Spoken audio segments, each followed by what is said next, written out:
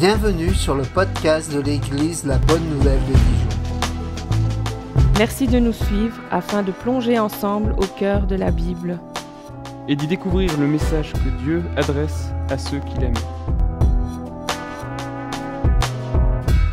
Nous serions heureux de vous rencontrer un dimanche au 8B rue Jules Viol à Dijon. Bonne écoute. Nous avons d'un côté les chrétiens d'origine juive, qu'on va appeler les judéo-chrétiens, et de l'autre côté, nous avons des chrétiens d'origine païenne. Donc cette diversité rendait parfois la cohabitation difficile. Et Paul, en tant qu'ancien pharisien, comprenait déjà les tensions qui pouvaient arriver entre ces deux groupes. De ce fait, il faut rappeler aussi que dans la vie, généralement, on a tendance à juger les autres en fonction de notre environnement, en fonction de là où nous venons. D'accord ? Et il faut savoir que les pharisiens, autant pour moi les juifs, ce sont des gens qui ont tendance à juger les autres par le prisme de la loi. Donc, certainement, dans cette église de Rome, ils auront tendance à souvent critiquer certains comportements des païens, leur disant qu'ils ne respectaient pas la loi.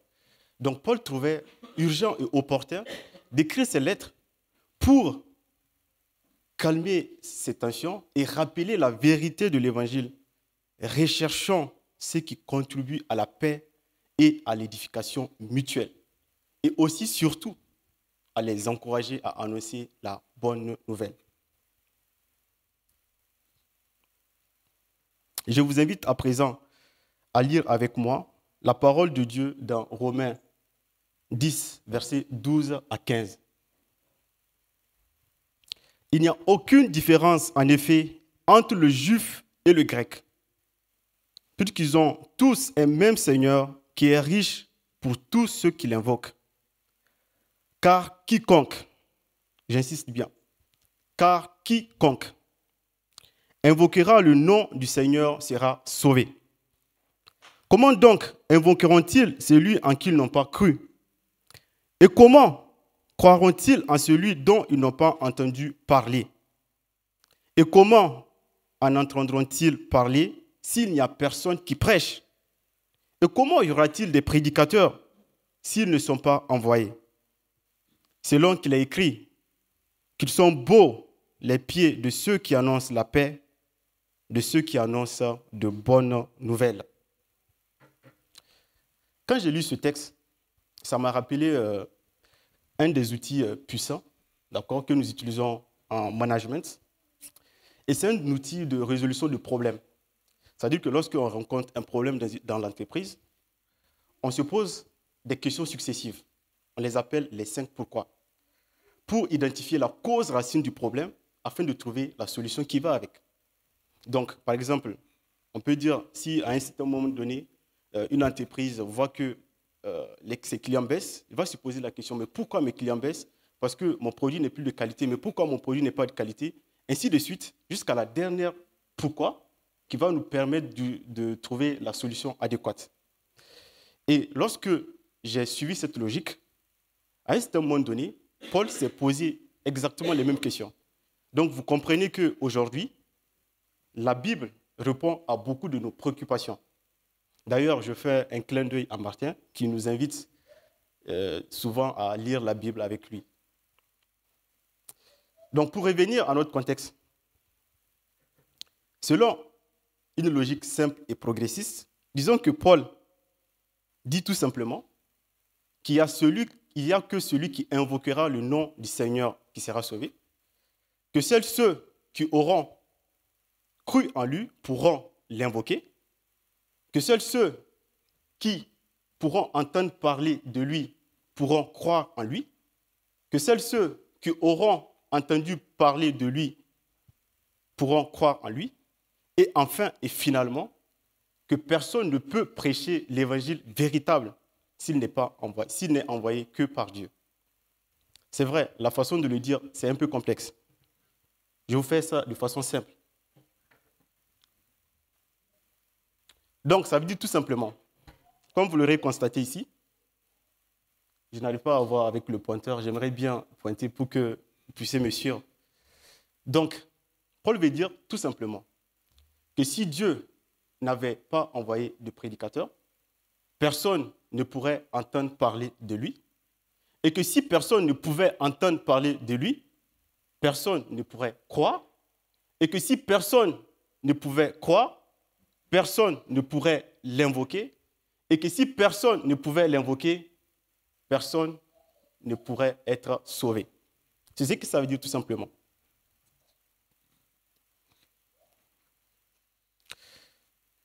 Donc, c'est ça qui m'a permis justement à structurer ma prédication autour de 2 thèmes ce matin.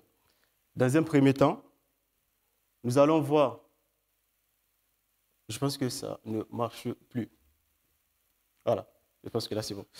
Ok, dans un premier temps, nous allons voir l'annonce de l'évangile pour le salut des âmes.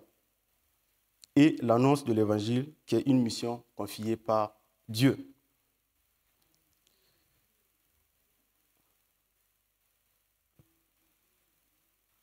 Ok. Dans les versets 12 et 13 du texte que nous venons de lire, il n'y a aucune différence, en effet, entre le juif et le grec, puisqu'ils ont tous un même Seigneur qui est riche pour tous ceux qui l'invoquent. Car quiconque invoquera le nom du Seigneur sera sauvé. Il n'y a plus de différence entre le juif et le grec.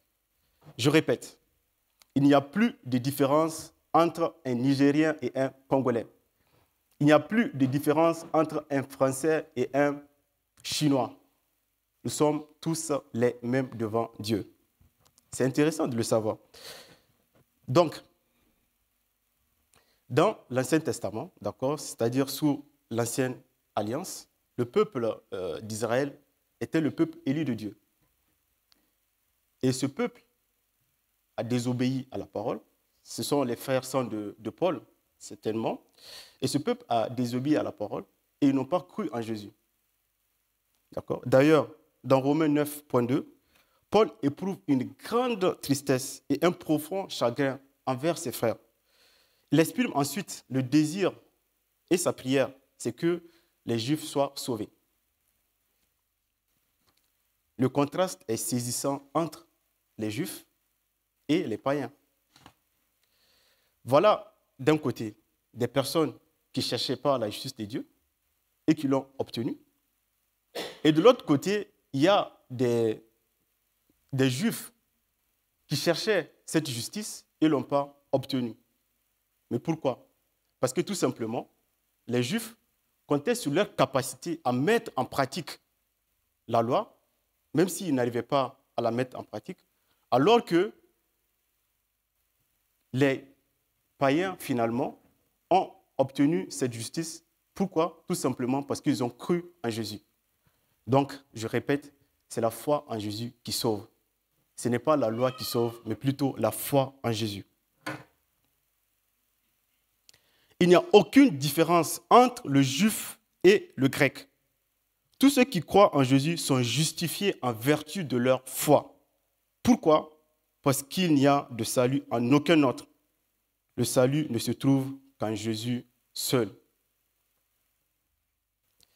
Donc ici, comme vous l'aurez constaté, Paul insiste principalement sur le fait que la foi qui sauve est précédée de la réception d'un message clair. Ce message qui permet de comprendre la vérité de l'Évangile. Notre foi n'est pas le produit de l'intuition, ce n'est pas le produit d'une expérience mystique. C'est tout simplement le produit de l'écoute de la parole de Dieu. Justement, le fait de faire cette nuance entre entendre et écouter était très important. On peut justement entendre sans écouter. Et lorsqu'on écoute, ça veut dire qu'on a entendu. Tout simplement. Donc, proclamer la parole salvatrice de Christ est la raison d'être primordiale de l'évangélisation, le grand mandat, justement. Allez, faites de toutes les nations des disciples, les baptisant au nom du Père, du Fils et du Saint-Esprit, et enseignez-leur à observer de ce que je vous ai prescrit. Paul a justement rappelé aux anciens de l'église d'Éphèse qu'obéissant à ce mandat, il annonce solennellement aux Juifs et aux Grecs la repentance envers Dieu et la foi en notre Seigneur Jésus-Christ. Donc, vous comprenez et vous convenez avec moi que l'annonce de l'Évangile est une nécessité pour le salut des âmes. En effet, l'évangélisation est la solution de Dieu pour le salut des âmes.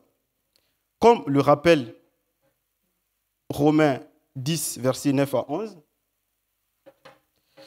je vous invite vraiment à lire cette parole, d'accord, et surtout à la garder tout au fond de vous. La parole est près de toi, dans ta bouche et dans ton cœur. La parole est près de toi, dans ta bouche et dans ton cœur. Or, c'est la parole de la foi. Ce n'est pas la parole de la loi, mais plutôt la parole de la foi que nous prêchons. Si tu confesses de ta bouche le Seigneur Jésus, et si tu crois dans ton cœur que Dieu l'a ressuscité des morts, tu seras sauvé. Si tu confesses de ta bouche le Seigneur Jésus, et si tu crois dans ton cœur que Dieu l'a ressuscité des morts, tu seras sauvé. Car c'est en croyant du cœur qu'on parvient à la justice, et c'est en confessant de la bouche qu'on parvient au salut. Selon ce que dit l'Écriture, quiconque croit en lui ne sera point confus. Amen. Cependant, malheureusement, si je peux le dire ainsi, on peut annoncer cette parole sans que cela ne porte ses fruits. Il faut retenir une chose, c'est Dieu qui sauve. Comme le dit Paul d'Isaïe, mais tous n'ont pas obéi à la bonne nouvelle. Aussi, Isaïe dit-il, Seigneur, qui a cru à notre prédication? Nous allons à présent voir l'annonce de l'Évangile comme une mission confiée par Dieu.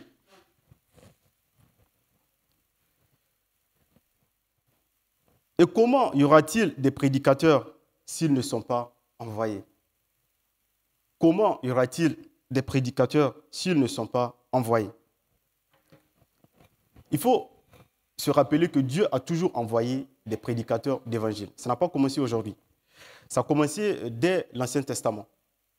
Donc, je prends l'exemple de Jonas. D'accord? Jonas était un prophète au temps du roi Jéroboam. Et Jéroboam, c'était le roi d'Israël pendant un moment où Israël était prospère. Et à côté de ce royaume, il y avait un royaume qu'on appelle Assyrie. D'accord? Et l'Assyrie, les peuples assyriens étaient des peuples barbares, des peuples vraiment réputés pour l'immoralité, l'inconduite, l'idolâtrie et tout ce que vous voulez. Et pour être contemporain aujourd'hui, comme vous pourrez le constater, il y a beaucoup de valeurs, d'accord, que nos sociétés ont perdues. Donc imaginez des peuples sans Dieu à l'époque.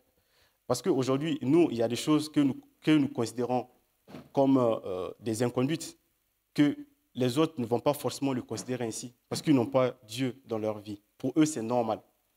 Donc, et ce peuple-là était complètement sous la condamnation de Dieu. Et lorsque Dieu appela Jonas pour aller leur partager la bonne nouvelle, Jonas ne voulait pas aller, tout simplement à cause du fait qu'il détestait ce peuple qui faisait irruption de temps en temps dans leur pays. Et aussi, d'ailleurs, même les soldats assyriens de l'époque étaient considérés même comme des gens vraiment très barbares. Et finalement, il était parti pour prêcher cette bonne nouvelle. Et une fois qu'il avait prêché cette bonne nouvelle, cela a touché les cœurs et les cœurs ont été changés. Donc vous comprenez que même dans l'Ancien Testament, Dieu ne fait pas de solutions miracles pour aller changer le cœur des gens. Il passe toujours par un message. Et une fois que le message est écouté, c'est ce message-là qui va transformer, puisque c'est Dieu même qui choisit de transformer les cœurs des gens. Et dans le Nouveau Testament, dans Luc 10, versets 1 à 2, Jésus a envoyé ses disciples. Après cela, le Seigneur désigna encore 10 autres disciples et il les envoya 2 à 2 devant lui dans toutes les villes et dans les lieux où lui-même devait aller. Il leur dit, la moisson est grande, mais il y a peu d'ouvriers. Priez donc le maître de la moisson d'envoyer des ouvriers dans sa moisson. Donc, ces versets nous montrent de quelle manière les croyants ont à prêcher. Non seulement par leurs paroles, c'est important de prêcher par ces paroles, mais aussi, surtout, par la beauté morale de leur marche, leurs pieds étant chaussés de la préparation de l'évangile de la paix. L'annonce de l'évangile, vous êtes d'accord avec moi, n'est pas réservée uniquement aux pasteurs et aux missionnaires. Chaque croyant est un témoin de Jésus, comme le dit Luc dans Actes. Mais vous recevrez une puissance. Le Saint-Esprit survenant sur vous,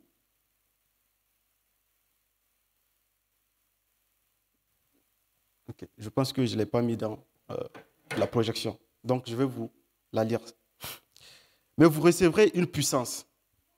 Le Saint-Esprit survenant sur vous, et vous serez mes témoins à Jérusalem, dans toute la Judée, dans la Samarie et jusqu'aux extrémités de la terre. Donc, chaque croyant est appelé à être témoin dans son environnement, là où Dieu le place. Chers frères et sœurs, cette vérité biblique nous interpelle. Si nous avons reçu le salut en Jésus-Christ, c'est parce que quelqu'un nous l'a prêché. Nous avons entendu cette parole, nous avons cru et nous avons été sauvés. À notre tour maintenant de l'annoncer autour de nous. Allez, faites de toutes les nations des disciples, les baptisant au nom du Père, du Fils et du Saint-Esprit, et enseignez-leur à observer ce que je vous ai prescrit. Alors, que devons-nous faire concrètement?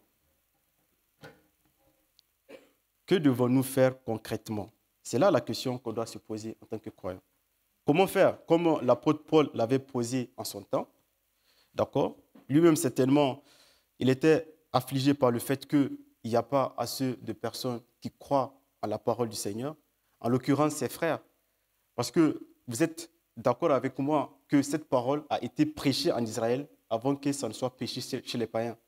Et il a constaté que ses frères n'ont pas cru. Et c'est là qu'il s'est posé beaucoup de questions. Mais pourquoi les gens n'arrivent pas à croire à cette parole?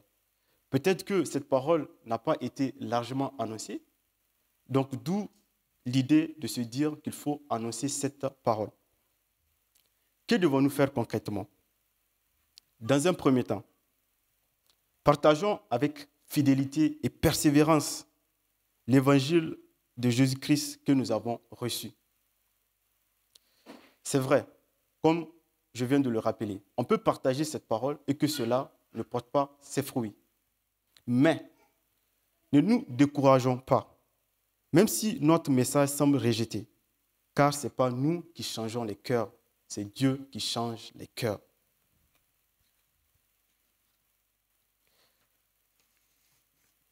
Et c'est vrai, c'est bien beau d'annoncer la parole, mais il faut aussi que notre vie aussi témoigne de cette parole que nous annonçons. Parce qu'on ne peut pas dire à quelqu'un quelque chose alors que nous-mêmes nous faisons le contraire. Sinon, ça n'a aucun sens finalement. C'est pourquoi témoignons par notre vie. Notre conduite doit vraiment refléter l'évangile que nous prêchons. Et enfin, prions pour ceux qui entendent l'évangile, afin que Dieu ouvre leur cœur et les attire à lui. La prière est très importante dans ce cas. C'est comme lorsque Dieu parla à Abraham et qu'il échangeait avec Abraham. Finalement, Abraham a prié Dieu 3 fois afin qu'il renonce à détruire Sodome et Gomorrhe, comme vous le savez très bien. Donc, ça veut dire que cet épisode nous fait comprendre que la parole, la prière, autant pour moi, peut faire en sorte que Dieu change d'avis par rapport à des peuples. Comme le salut suppose la foi, et que la foi suppose la connaissance suppose l'instruction, et l'instruction suppose un instructeur, il est clair que si Dieu veut que son message soit entendu, il faut qu'il y ait forcément des prédicateurs, des gens qui vont annoncer l'évangile. Afin que lorsqu'ils vont entendre l'évangile, qu'ils puissent croire et enfin être sauvés. Dans ces versets, nous avons une description assez claire de la façon dont l'évangile se répand à toutes les nations. Jésus envoie ses disciples qui annoncent l'évangile. Les gens entendent l'évangile proclamé. Les gens croient l'évangile quand ils l'entendent et ils sont sauvés. Tel est le plan de Dieu pour faire parvenir la bonne nouvelle à tous les peuples du monde. Et pourtant, selon Louis Bonnet, il y a encore environ 2,8 milliards de personnes dans le monde qui n'ont que peu ou pas de connaissance de l'évangile. C'est quand même surprenant. Quand j'ai lu cela, j'ai dit waouh, 2,8 milliards de personnes. C'est énorme quand même. Nous savons, grâce à tout ce que Paul a enseigné dans Romains, car cette épître révèle que les gens sans Christ ne peuvent pas aller au ciel et qu'en dehors de Christ, ils passeront l'éternité en enfer. J'ai eu du mal vraiment à dire cela, mais souvent, on est obligé de dire la vérité comme elle est, comme on l'entend, comme on l'apprend. Ils seront sous la condamnation, malheureusement. Donc, vous voyez que c'est vraiment urgent, chers frères et sœurs, d'annoncer vraiment l'évangile autour de nous. Je pense que, pour faire simple, nous pouvons nous fixer des objectifs. Souvent, lorsque je discute avec des gens qui sont addicts, par exemple, à des choses qu'ils veulent se départir, je leur dis, c'est compliqué de mettre en place des objectifs ambitieux. C'est plus simple de se dire, OK, aujourd'hui, je ne fais pas faire ça. Donc, si on ramène cela à l'annonce de l'évangile, on peut se dire tout simplement, à partir de demain, quand je vais rencontrer quelqu'un, je vais lui annoncer l'évangile. Au moins une fois par semaine. Commencez déjà avec des choses simples. Parce que c'est plus facile de mettre en place des habitudes. Et il y a même des chercheurs qui ont montré que lorsque vous commencez quelque chose, en 3 semaines, vous développez ces habitudes-là. C'est parce que souvent, on n'arrive pas à sortir de notre zone de confort qu'on a du mal à mettre en place certaines choses. Mais une fois qu'on se dit, OK, à partir de maintenant, je vais commencer à annoncer l'évangile autour de moi, et qu'on le fait tout doucement, vous allez voir que cela va être une habitude en nous, et cela va nous encourager énormément à annoncer l'évangile autour de nous. Parce que, comme vous venez de le constater, il est vraiment urgent. Il est vraiment urgent. Donc, ces versets nous engagent à prier pour la diffusion de l'évangile à ces personnes, à ces 2,8 milliards de personnes, et à contribuer financièrement à sa propagation. D'ailleurs, nous avons reçu une association qui, je pense, je ne me rappelle pas de la date exacte, qui était passée ici justement pour nous encourager à annoncer cette bonne nouvelle. Et vous voyez qu'on n'a pas forcément besoin d'être prédicateur d'évangile, on n'a pas besoin d'être missionnaire pour annoncer la bonne nouvelle, parce qu'on peut contribuer. Et d'ailleurs, il y a un programme qui m'a beaucoup plu, c'est-à-dire que, tout simplement, ils se disent qu'on peut souscrire à un programme qui permet d'acheter une Bible à quelqu'un chaque fin du mois. Vous voyez, ça, c'est aussi une façon d'annoncer la bonne nouvelle. Le fait d'offrir une Bible chaque fin du mois à quelqu'un, quelque part dans le monde, c'est aussi une façon aussi de contribuer à la propagation de la bonne nouvelle. Donc, je pense que c'est aussi important de prier et de demander à Dieu comment veux-tu m'utiliser pour partager l'évangile autour de moi. Car, comme le dit la parole, combien sont beaux les pieds de ceux qui annoncent la bonne nouvelle. Combien sont beaux les pieds de ceux qui annoncent la bonne nouvelle. Oui, Seigneur, merci pour ce moment que tu m'as permis, Seigneur, de partager avec mes frères. Merci parce que, Seigneur, je sais que ce n'est pas ma parole, c'est ta parole, Seigneur, que tu as mis dans mon cœur afin que cela puisse être entendu. Et je te prie, Seigneur, de nous utiliser, Seigneur, et de continuer à nous utiliser afin que cette parole, Seigneur, que nous entendons et que nous écoutons, Seigneur, soit partagée, Seigneur, autour de nous. Oui, Seigneur, c'est vraiment urgent. Et nous sommes conscients que ce n'est pas, Seigneur, par notre force ou par quoi que ce soit, mais c'est par ta grâce, Seigneur. C'est à toi, Seigneur, qui appartient le dernier mot. C'est pourquoi, Seigneur, nous te prions, afin que tu puisses toucher le cœur de toutes les personnes, Seigneur, qui vont entendre cette parole qui va provenir de nous. Et que tu nous accordes la grâce, Seigneur, de pouvoir être des témoins de ta parole et que nous soyons des sources de bénédiction partout où nous allons mettre les pieds, maintenant et pour toujours. Merci, Seigneur, parce que tu le fais. Au nom puissant de Jésus-Christ, j'ai prié. Amen.